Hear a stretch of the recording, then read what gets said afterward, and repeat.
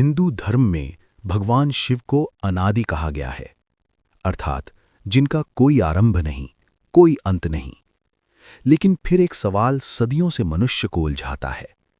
महादेव का जन्म कब और कैसे हुआ? क्या शिव हमेशा से थे या कहीं किसी क्षण वे प्रकट हुए?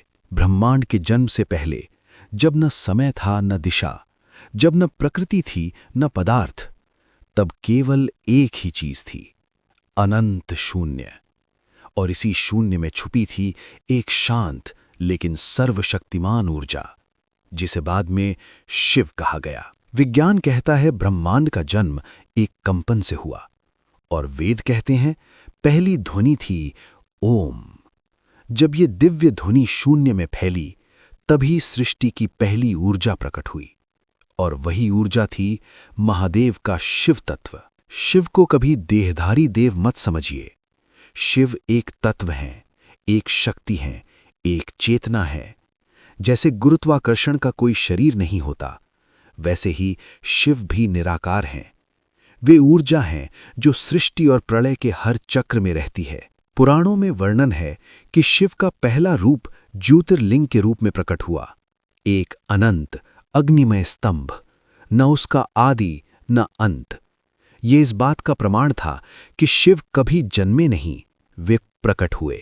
सृष्टि में जो पैदा होता है वो एक दिन नष्ट होता है, लेकिन शिव ऐसा सिद्धांत है जो हर युग, हर कल्प, हर चक्र में उपस्थित रहते हैं। वे आदि इसलिए क्योंकि शुरुआत उन्हीं से मानी जाती है, और अनादि इसलिए क्योंकि वे शुरुआत से पहले भी थे। जब ब्रह्मांड स्थिर हुआ, तब शिव ने धारण किया आदि योगी का स्वरूप। ये वही स्वरूप है जहां भगवान ने योग, ध्यान, तंत्र और ऊर्जा विज्ञान सप्त ऋषियों को दिया। यही मानव सभ्यता की पहली कक्षा थी। शिव विनाशक हैं, लेकिन ये विनाश नकारात्मक नहीं। ये वही विनाश है जिससे नई सृष्टि जन्म लेती है।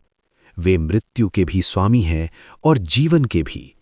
वे ही काल और काल के भी काल, महाकाल। अब प्रश्न शिव का जन्म कैसे हुआ? उत्तर स्पष्ट है, शिव का जन्म नहीं हुआ।